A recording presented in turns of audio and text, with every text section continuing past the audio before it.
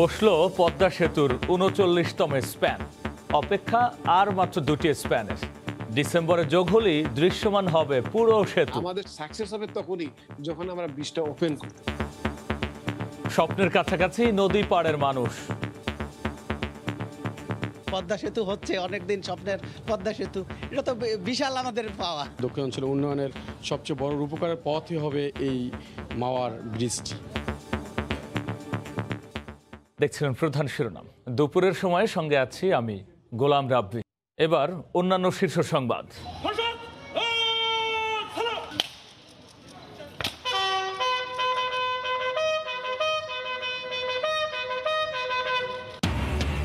সাংস্কৃতিক ব্যক্তিত্ব নাট্যজন বীর মুক্তিযোদ্ধা আলী জাকেরকে গার্ড অব অনার। মুক্তিযুদ্ধ জাদুঘরে শ্রদ্ধা নিবেদন, বিকেলে বনানীতে দাফন। চট্টগ্রামে করোনা সংক্রমণের ঊর্ধ্বগতি, এক সপ্তাহে ১১ জনের মৃত্যু। মশার উৎপাতে অতিষ্ঠ রাজধানীবাসী, বাড়ছে রোগের ঝুঁকি।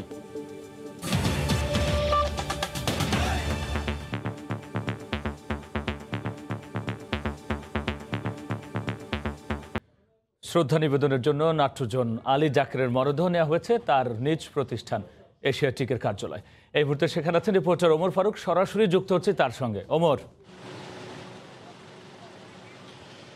রাব্বি, নাট্যজন মুক্তিযোদ্ধা আলী জাকেরকে শেষ শ্রদ্ধা জানানোর যেই আয়োজন এবং আনুষ্ঠানিকতা সেটি এখনও পর্যন্ত চলছে। আপনারা জানেন যে এর আগে মুক্তিযুদ্ধ জাদুঘরে একজন মুক্তিযোদ্ধা এবং সেই জাদুঘরের ট্রাস্টি হিসেবে সেখানে তাকে শ্রদ্ধা নিবেদনের জন্য রাখা হয়েছিল এবং সেখানে বিভিন্ন সামাজিক, সাংস্কৃতিক এবং রাজনৈতিক সংগঠনের কর্মী এবং সংগঠকরা সেখানে তাকে শ্রদ্ধা নিবেদন করেছেন। এই মুহূর্তে বাংলাদেশে তার আরও একটি যে পরিচয়, যে বাংলাদেশের বিজ্ঞাপনে তিনি যে তার প্রতিষ্ঠান এশিয়াটিক 360-র মাধ্যমে যে ভূমিকা রেখেছেন, সেই প্রতিষ্ঠান এশিয়াটিকে এনে তার মরদেহ রাখা হয়েছে এবং এই জায়গাটিতে এই শ্রদ্ধা জানানোর জন্য মরদেহ রাখা হবে 4টার আগ পর্যন্ত। এবং আমরা যেটি দেখতে পাচ্ছি সেটি হচ্ছে সেই আগারগাঁয়ে মুক্তিযুদ্ধ জাদুঘরে তার মৃতদেহের শ্রদ্ধা জানানোর পর এখানে রাখার পর থেকেই তার যেই প্রতিষ্ঠান, সেই প্রতিষ্ঠানের কর্মীরা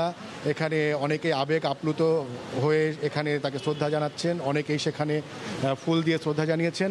এর পাশাপাশি খুবই অল্প সময়, অর্থাৎ সকাল 7টার দিকে এই মৃত্যুর খবরটি জানাজানি হয়। এরপর 11:30টার সময় মুক্তিযুদ্ধ জাদুঘরে হয়েছে এবং এই অল্প সময়ের ভেতরে অনেকেই আসলে বিভিন্ন সামাজিক এবং সাংস্কৃতিক সংগঠনের অনেকেই তার বন্ধু স্বজন এবং গুণগ্রাহী অনেকেই সেখানে শ্রদ্ধা জানাতে পারেননি মুক্তিযুদ্ধ জাদুঘরে। তো সেখানে যারা শ্রদ্ধা জানাতে পারেনি তাদের অনেকেই এখানে এসেছেন শেষবারের মতো দেখতে এবং শেষ শ্রদ্ধা জানাতে। সেই দেখতে আসাদের মধ্যে এখানেও তার যেই প্রতিষ্ঠানের কর্মী এবং সহকর্মীরা যেমনিভাবে রয়েছেন, তেমনিভাবে সাংস্কৃতিক অঙ্গনের গায়ক, অভিনেতা, চিত্রশিল্পী সহ বিভিন্ন শ্রেণী এবং পেশার মানুষ এখানে আসলে ভিড় করেছেন। সবশেষ যেই তথ্যটি জানিয়ে শেষ করতে চাই সেটি হচ্ছে যে সিদ্ধান্ত হয়েছে যে বনানী কবরস্থানে তাকে দাফন করা হবে এবং সেই দাফনের সকল আয়োজন সম্পন্ন হয়েছে। বিকেল 4টার সময় বনানী কবরস্থানে তার নামাজে জানাজা অনুষ্ঠিত হবে এবং তারপরই সেখানেই তাকে সেই কবরস্থানেই তাকে দাফন করা হবে। সব মিলিয়ে এখানে যারা আসছেন তাকে শ্রদ্ধা জানাতে তারা একটি কথাই বলছেন, সেটি হচ্ছে যে বাংলাদেশের সংস্কৃতিকে এগিয়ে নেওয়ার জন্য তিনি যে কাজগুলো করেছেন সেগুলো যদি এখন যারা আছেন তারা যদি পরবর্তী প্রজন্মের কাছে নিয়ে যান, সেটি হবে তার প্রতি প্রকৃত শ্রদ্ধা জানানো। রাব্বি, এই ছিল এখন পর্যন্ত আমার হাতে সবশেষ। বীর মুক্তিযোদ্ধা নাট্যজন আলী জাকেরের মরদেহে শ্রদ্ধা নিবেদনের খবর নিয়ে যুক্ত হয়েছিলেন সহকর্মী ওমর ফারুক। শীত আসলেই বাতাসে ভেসে বেড়ায় খেজুর রস আর নতুন গুড়ের গন্ধ। গ্রাম বাংলার কুয়াশাচ্ছন্ন ভোরে রস আহরণে বেরিয়ে পড়েন গাছিরা।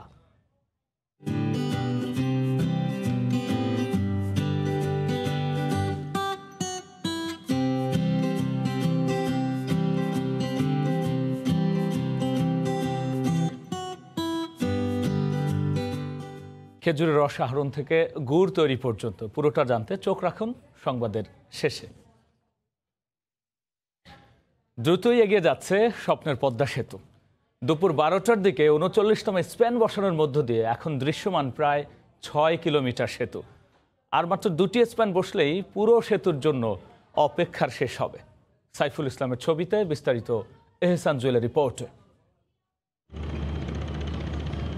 আগে থেকে মাওপাড়ে টানা 9টি আর জাজিরা পাড়ে টানা 29টি স্প্যান বসানো আছে। সব মিলে দৃশ্যমান আছে 38টি স্প্যান। বাকি যে 3টি স্প্যান তার সবগুলোই মাঝ নদীতে দুই প্রান্তের মাঝে। তাই শুক্রবার সকাল 9টায় মাওয়ার কুমারভোগ ইয়ার্ড থেকে 39তম স্প্যানটি নিয়ে প্রায় 2 কিলোমিটার দূরের পিলারের দিকে রওনা দেয় ট্রেন তিয়ানিও। 40 মিনিটে পৌঁছে যায় 10 ও 11 নম্বর পিলারের কাছে। মাঝ নদীতে ভাসমান ক্রেনটি নোঙর করতে সময় লাগে আরও 1 ঘন্টার বেশি। দুই পাশে নৌযানগুলোকে সরিয়ে দিয়ে স্প্যানবাহী ক্রেনটি নিরাপত্তা নিশ্চিত করে সেনাবাহিনীর 4টি স্পিডবোট। সব মিলে দুপুর 12:30টার দিকে পিলারের উপর তুলে দেওয়া সম্ভব হয় 39তম স্প্যান। কষ্ট করে বাড়িতে বা দক্ষিণ অঞ্চলে যাতায়াত করি, এই ব্রিজটা হয়ে গেলে আমাদের জন্য অনেক বড় উপকার হবে এবং দক্ষিণ অঞ্চলের উন্নয়নের সবচেয়ে বড় উপকারের পথই হবে এই মাওয়ার ব্রিজটি। ফুর্তির ব্যাপার, আনন্দের ব্যাপার। আমাদের যে পদ্মা সেতু হচ্ছে, অনেকদিন স্বপ্নের পদ্মা সেতু, এটা তো বিশাল আমাদের পাওয়া। সাম্প্রতিক সময়ে কাজের অগ্রগতিতে সন্তুষ্ট প্রকল্প কর্তৃপক্ষ বলছে তাদের অপেক্ষা এখন সবগুলো স্প্যান বসিয়ে দেওয়ার। একটা স্প্যান বসা মানে আমরা একটু খুশি হই, অবশ্যই খুশি হই। তবে আমাদের খুশি হব যেন একটা মাইলস্টোন আমরা অর্জন করবো যখন 41টা বসে যাবে। আমাদের সব সাকসেস হবে তখনই যখন আমরা 20টা ওপেন করতে পারবো। আমরা সেই দিনের অপেক্ষায় আছি। এই স্প্যানটি বসানোর মধ্য দিয়ে মাওপাড় থেকে একটানা 10টি স্প্যানে দৃশ্যমান করা হয়েছে 1.5 কিলোমিটার সেতু। চলতি মাসের মধ্যে 4টি স্প্যান বসানোর যে লক্ষ্য ছিল সেটি পূর্ণ হওয়ার পাশাপাশি দৃশ্যমান 5850 মিটার সেতু বলছে বাকি আছে আর মাত্র 2টি স্প্যান, যার একটি বসানো হবে ডিসেম্বরের প্রথম সপ্তাহে, অন্যটি দ্বিতীয় সপ্তাহে। এহসান জুয়েল, সময় সংবাদ, মাওয়া, মুন্সিগঞ্জ। এই মুহূর্তে মাঝ নদীতে আছেন সহকর্মী এহসান জুয়েল, সরাসরি যুক্ত হচ্ছে তার সঙ্গে। জুয়েল, সাম্প্রতিক সময়ে অন্যান্য স্প্যানগুলো বসাতে কিন্তু 5-6 ঘন্টার করে সময় লাগতো, কিন্তু আজ সেটা অনেক কম লেগেছে। সকাল 9টায় শুরু করে 12:30 অর্থাৎ 3.5 ঘন্টার মধ্যেই কিন্তু 39তম স্প্যানটি বসে দেওয়া সম্ভব হলো। এটি আসলে সম্ভব হওয়ার পিছনে অনেকগুলো কারণও আছে, কারণ 39তম স্প্যানটি বসাতে যাওয়া মানেই বুঝতে পারছেন এর আগে 38টি স্প্যান বসানোর অভিজ্ঞতা এখানকার প্রকৌশলীদের হয়ে গিয়েছে। এই 38টি স্প্যান বসানোর অভিজ্ঞতা থেকে তারা মোটামুটি এখন জানেন কোথায় কি সমস্যা হতে পারে, কোথায় কি ধরনের জটিলতা তৈরি হয়। সেসব কারণেই কিন্তু তারা খুব দ্রুত আজকে এনে মাওয়ার কুমারভোগ ইয়ার্ড থেকে 10 ও 11 নম্বর পিলার, এই দুটি পিলারের উপর স্প্যানটি বসিয়ে দিয়েছেন দুপুর 12:30 নাগাদ। এরপরে যে ক্রেনটি স্প্যানটি নিয়ে এসেছিল এই মুহূর্তে ক্রেনটি চলে যাচ্ছে, অর্থাৎ মাওয়ার কুমারভোগ ইয়ার্ডে ফিরে যাচ্ছে অন্য আরেকটি স্প্যান, 40তম স্প্যান, যেটি বসবে ডিসেম্বরের প্রথম সপ্তাহে, সেটি বসানোর প্রস্তুতি শুরু করতে যাচ্ছে। অর্থাৎ আপনারা জানেন যেহেতু 6.15 কিলোমিটারের পদ্মা সেতুতে 41টি স্প্যান থাকবে, 41টি স্প্যানের মধ্যে 2টি স্প্যান মাত্র বাকি আছে। এই 2টি স্প্যান হয়ে গেলে পুরো 6.15 কিলোমিটারের পদ্মা সেতুর অবকাঠামোগত যে বিষয়টি, স্প্যান বসানো, পিলার তৈরি করা, অর্থাৎ মূল যে চ্যালেঞ্জের জায়গাগুলো ছিল সেগুলো উতরে যাওয়া সম্ভব হবে। যদিও অনেকেই জানতে চান যে তারপর পরে কি আসলে পদ্মা সেতুতে যান চলাচল, গাড়ি চলাচল শুরু করা যাবে কিনা, কিন্তু আরও কিছু জটিলতা আছে, আরও কিছু চ্যালেঞ্জ আছে। জটিলতা বলবো না, চ্যালেঞ্জ বলবো, যে পদ্মা সেতুর এই স্প্যানগুলোর উপরে রোড স্ল্যাব এবং নিচে রেল স্ল্যাব বসে দেওয়ার কাজটি বাকি আছে। এই কাজটি এখন পর্যন্ত যতটুকু অগ্রগতি আমরা জানতে পেরেছি যে রোড স্ল্যাব এখনও 18টি স্প্যানে বসানো বাকি আছে। এক একটি স্প্যানে রোড স্ল্যাব বসাতেই কিন্তু 1 মাস করে সময় লাগে। তার মানে 18টি স্প্যানে যদি কাজ খুব দ্রুত গতির দুই প্রান্ত থেকে একসঙ্গে শুরু করা হয়, তাও প্রায় কিন্তু 1 বছরের কাছাকাছি সময় প্রয়োজন হবে। এবং একই সঙ্গে এই রোড স্ল্যাব, রেল স্ল্যাব বসানোর পাশাপাশি পুরো সেতুটিকে দুই পাশে কাঠামো তৈরি করা, এখানে গ্যাস লাইন তৈরি করা, বিদ্যুতের লাইন নেওয়া, নানা বিষয় রয়েছে। তার মানে সবকিছু মিলে আরও বছর খানেক সময় লাগবেই পদ্মা সেতুতে যান চলাচল শুরু করতে। কিন্তু এই যে একটি একটি করে স্প্যান বসে দেয়, এটি এক ধরনের অগ্রগতি এবং এইভাবেই কিন্তু পদ্মা সেতুর কাজ এগিয়ে চলছে। এখন পর্যন্ত রাব্বি, এই ছিল আমার কাছে সবশেষ খবর। আবারও যেন অসহনীয় হয়ে উঠেছে রাজধানীতে মশার উৎপাত। দিনের বেলা তো রেহাই মিলছে না।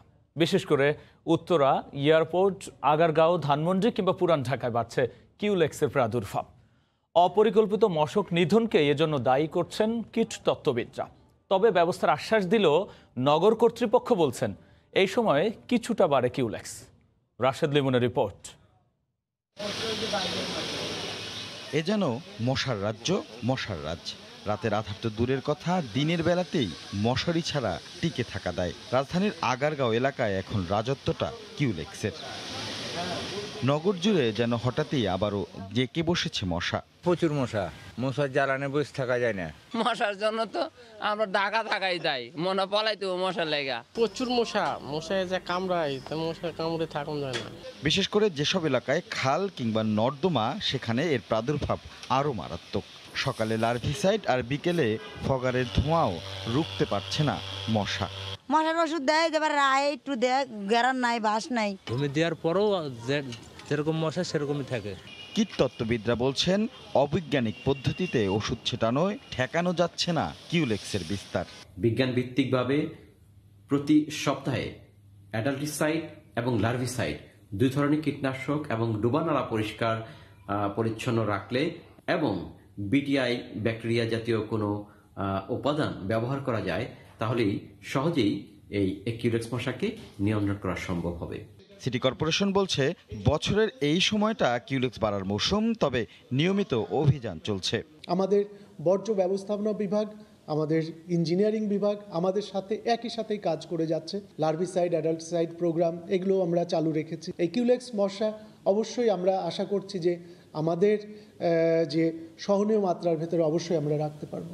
এরই মধ্যে গত সপ্তাহে একদিনের বৃষ্টির ফলে ডেঙ্গুর বাহক এডিস বিস্তারেরও শঙ্কা উড়িয়ে দিচ্ছেন না বিশেষজ্ঞরা। রাশেদ লিমন, সময় সংবাদ, ঢাকা।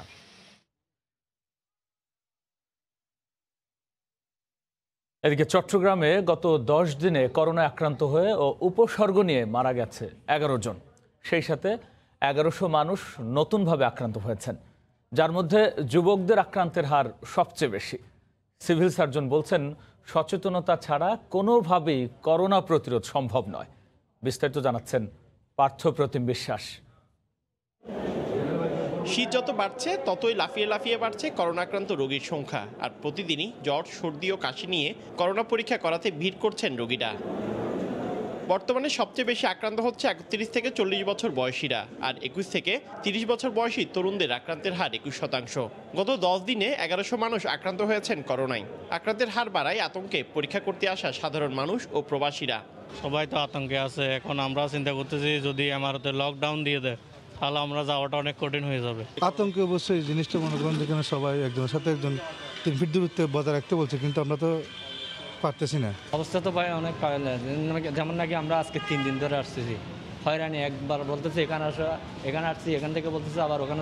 গত 10 দিনে করোনায় আক্রান্ত হয়ে মারা গেছেন 7 জন। এছাড়া উপসর্গ নিয়ে মৃত্যু হয়েছে আরও 4 জনের। গত 2 মাসে যে ভর্তি ছিল আমাদের সর্বোচ্চ হয়তো 30 জন ভর্তি ছিল, সেটা এখন বেড়ে কিন্তু এখন 50-এর কাছাকাছি। এবং আইসিইউ বেড ওই সময় কিন্তু 3 থেকে 4টা বেড, কখনো 2টা বেডও ছিল। এখন কিন্তু 8টা, 9টা, 7টা এবং 10টা অনেক সময় কোনো কোনো দিন থাকছে। সিভিল সার্জন বলছেন, শুধু আইন দিয়ে নয়, সচেতনতা ও মাস্ক পরা ছাড়া কোনোভাবেই করোনা প্রতিরোধ সম্ভব নয়। হাসপাতাল তাদের যা কিছু আছে তা নিয়ে আমাদের সর্বজাগ প্রস্তুত রেখেছি আমরা, কিন্তু মানুষ যদি সচেতন না হয় এবং স্বাস্থ্যবিধি না মেনে চলে, তবে যে হারে সংক্রমণ হবে, সেই সংক্রমণ আমাদের যে ব্যবস্থা তা দিয়ে কিন্তু সামাল দেওয়া কঠিন হয়ে যাবে। বর্তমানে মোট আক্রান্তের সংখ্যা বেড়ে দাঁড়িয়েছে 24,382 জনে। চট্টগ্রামে 31 থেকে 40 বছর বয়সী যুবকরাই সবচেয়ে বেশি করোনায় আক্রান্ত হচ্ছে। অন্যদিকে 50 থেকে 70 বয়স্ক ব্যক্তিরাই সবচেয়ে বেশি মৃত্যুবরণ করছে। সেক্ষেত্রে করোনা সংক্রমণ ঠেকাতে হলে সবাইকে সচেতন হওয়া ছাড়া অন্য কোনো পথ খোলা নেই বলে মনে করেন বিশেষজ্ঞরা। নগরীর জেনারেল হাসপাতাল থেকে পার্থপ্রতিম বিশ্বাস, সময় সংবাদ, চট্টগ্রাম।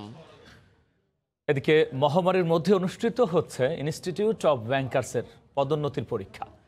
একই বেঞ্চিতে গাদাগাদি করে বসিয়ে কোনো রকম স্বাস্থ্য সুরক্ষা ছাড়াই 41,000 পরীক্ষার্থী অংশ নিয়েছেন। এ পরীক্ষার অনুমতি দিয়েছে 6 সদস্যের কমিটি। ক্ষোভ জানিয়ে অংশ নেওয়া পরীক্ষার্থীরা বলছেন, প্রফেশনালস পরীক্ষার মতো ঐচ্ছিক একটি পরীক্ষা এমন পরিস্থিতির মধ্যে নিয়ে উল্টো ঝুঁকিতে ফেলা হয়েছে তাদের। যদিও কাউন্সিলের মহাসচিবের দাবি, স্বাস্থ্যবিধি মেনেই হচ্ছে পরীক্ষা, আর এজন্য অনুমতিও দিয়েছে বাংলাদেশ ব্যাংক। সামাজিক দূরত্ব তো দূরের বিষয়, মুখের মাস্কটি নেই। ব্যাংকার্স ইনস্টিটিউটের ডিপ্লোমা পরীক্ষার প্রথম পর্ব শেষ হওয়ার পর এভাবেই হুড়মুড় করে বের হতে দেখা যায় অংশগ্রহণকারীদের। পরীক্ষা হলের দৃশ্য আরও শঙ্কাজনক। পাশাপাশি একই বেঞ্চিতে বসানো হয়েছে 3 জন করে। ছিল না হাত ধোয়ার ব্যবস্থা, পর্যাপ্ত সুরক্ষা সামগ্রী। আর এ নিয়ে অংশ নেওয়া কর্মকর্তারাও ছিলেন আতঙ্কিত। আমরা রিস্কের উপর, এখন আমাদের চাকরির জন্য এটা করতে হবে, এই জন্য আমরা দিতে আসছি। পিছাইতে পারতো, কারণ সব পরীক্ষায় যখন পিছাইছে এইটাও পিছাইতে পারতো, এটা এমন কোনো জরুরি ছিল না। 19,000 থেকে 28,000 মানে হচ্ছে 9,000 শিক্ষার্থীকে এখানে ঢোকানো হয়েছে। করোনার মধ্যে তো এভাবে পরীক্ষা নেওয়াটা আসলে উচিত না, কারণ আমাদের যেখানে যেভাবে সিট প্ল্যানটা করা হয়েছে একদম দেখা গেছে যে 1 হাত দূরত্ব নাই আমাদের। পরীক্ষা কেন্দ্রে যারা দায়িত্ব পালন করছেন তারাও স্বীকার করছেন মহামারী সংকটে এমন পরীক্ষা এই প্রথম। রুমে কালকে সারা দিন স্যানিটাইজ করতে হয়েছে, মাস্ক লাগাইতে। পরীক্ষা কমিটিতে আছেন বিভিন্ন ব্যাংকের ব্যবস্থাপনা পরিচালক সহ 6 জন। আইবিবির মহাসচিব বলছেন বাংলাদেশ ব্যাংকের অনুমতিতেই তারা সিদ্ধান্ত নিয়েছেন। রাষ্ট্র মালিকানাধীন ব্যাংক যেগুলো আছে সেগুলি পদোন্নতিতে কিন্তু এটা এই নাম্বারটা যোগ হয়। তো সেক্ষেত্রে আমরা স্বাস্থ্যবিধি মেনে আমাদের পরীক্ষাগুলি নিচ্ছে আমরা আমাদের কর্তৃপক্ষের নির্দেশ অনুযায়ী। ইনস্টিটিউট অব ব্যাংকার্স বাংলাদেশের এই পরীক্ষা হচ্ছে ঢাকার 5টি কেন্দ্র সহ সারা দেশের 21টি কেন্দ্রে। আর এতে নিবন্ধন করেছেন 41,000-এর মতো ব্যাংক কর্মকর্তা। আজহার লিমন, সময় সংবাদ, ঢাকা।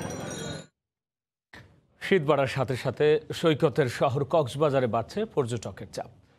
করোনার দ্বিতীয় ঢেউ সামাল দিতে আগত পর্যটকদের মাস্ক ব্যবহারে সচেতন করতে সৈকতে মাইকিং করেছে জেলা প্রশাসন। সৈকতে প্রবেশ করছে দেশের দূর দূরান্ত থেকে আসা পর্যটকরা। প্রবেশ মুখেই পর্যটকদের মাস্কের ব্যবহারে মাইকিং করছে প্রশাসনের কর্মীরা। এতে কিছুটা হলেও বেড়েছে মাস্কের ব্যবহার। পরিবার পরিজন নিয়ে সমুদ্র স্নানে আনন্দে মেতেছেন ভ্রমণ পিপাসুরা। করোনার মাঝেও শীত মৌসুমে বিশাল সাগরের অপরূপ দৃশ্য উপভোগ করতে ছুটে আসা বলে জানান পর্যটকরা। প্রতিটা ইয়ারই আমরা আসি আর কি এনজয় করার জন্য। লং টাইম ঘরে বসে থাকা বাচ্চাদের নিয়ে কিছু সময় কাটানোর জন্য লকডাউনে ঘরবন্দি ছিলাম, এই জন্য আমরা কক্সবাজার এসেছি। সাপ্তাহিক ছুটিতে সৈকতে লাখো পর্যটকের আগমন হচ্ছে। স্বাস্থ্যবিধি মানছেন কিনা তা তদারকির পাশাপাশি নিরাপত্তায় বেগ পেতে হচ্ছে বলে জানান লাইফগার্ড কর্মীরা। কয়েকজন লাইফগার্ড আছে, এতে আমাদের যে পর্যটকগুলি আসে বিচের মধ্যে তাদেরকে নিরাপত্তা দিতে হিমশিম খেতে হচ্ছে। অতিরিক্ত জেলা প্রশাসক জানালেন করোনার দ্বিতীয় ঢেউ সামাল দিতে আগত পর্যটকদের মাস্ক ব্যবহারে সচেতন করা হচ্ছে। দ্বিতীয় ওয়েভ আসছে, সেটি মোকাবেলার জন্য যারা আসছেন তারা যেন অবশ্যই সবসময় মাস্ক পরিধান করেন সেটি নিশ্চিত করা। কক্সবাজারে গড়ে উঠেছে 4.5 শতাধিক হোটেল মোটেল ও রিসোর্ট, যেখানে প্রতিদিন রাত যাপন করতে পারে 1.5 লক্ষাধিক মানুষ। সুজাউদ্দিন রুবেল, সময় সংবাদ, কক্সবাজার। এবার আর পায়ে হেঁটে নয়, দেশি বিদেশি পর্যটকদের সামনে সুযোগ এসেছে বাসের ছাদে বসেই প্রকৃতিকে আপন করে নেয়ার। আধুনিক বিশ্বের মতো দেশীয় পর্যটনেও যোগ হতে যাচ্ছে ছাদখোলা বাস। প্রাথমিকভাবে 3 জেলায় 6টি বাস নিয়ে এই সেবা চালু হতে পারে। বাসের ছাদে বসে প্রকৃতির দর্শন, পাহাড়, প্রকৃতি আর সমুদ্র কিংবা শহরের ব্যস্ত রাস্তার মাঝ দিয়ে ছুটে চলা।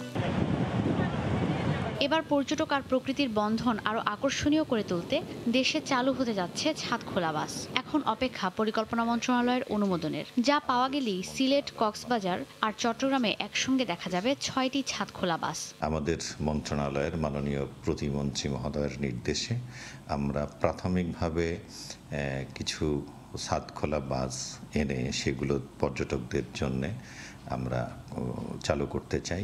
বাধাহীন যাত্রায় কক্সবাজারের কলাতলি থেকে মেরিন ড্রাইভ সড়ক হয়ে টেকনাফ সহ বিভিন্ন স্পটের দর্শন পাবেন পর্যটকরা। সবাইকে সংযুক্ত করার মাধ্যমে যদি সরকার এই বাসের এই সার্ভিসটা সবার কাছে পৌঁছে দিতে পারে তাহলে এই উদ্যোগটা সফল হবে। ছাদখোলা বাসের ব্যবস্থা করতেছে, সেটিকে আমরা স্বাগত জানাই। তবে তার আগে রাস্তাঘাট উন্নতি করতে হবে। কর্পোরেশনের সূত্রে জানা গেছে এরই মধ্যে ইউরোপ থেকে আমদানির প্রস্তাব করা হয়েছে 6টি ছাদখোলা ক্যারাভ্যান বাস, যার প্রত্যেকটির দাম হতে পারে 3,20,00,000 টাকা।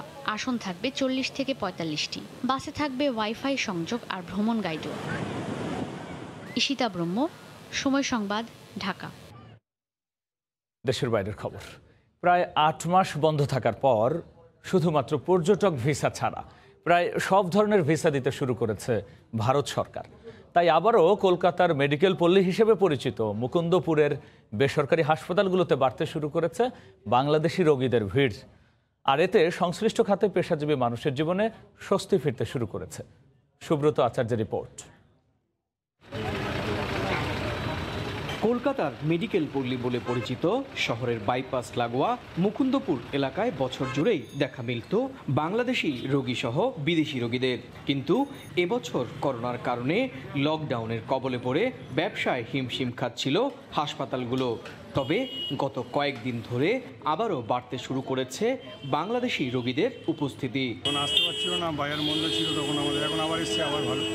সরকারি হিসেব মতে স্বাভাবিক সময়ে বাংলাদেশ থেকে প্রতিদিন গড়ে 6.5 থেকে 7,000 পর্যটক ভারতে আসেন। এদের মধ্যে প্রায় 50% আসেন চিকিৎসা সেবা নিতে।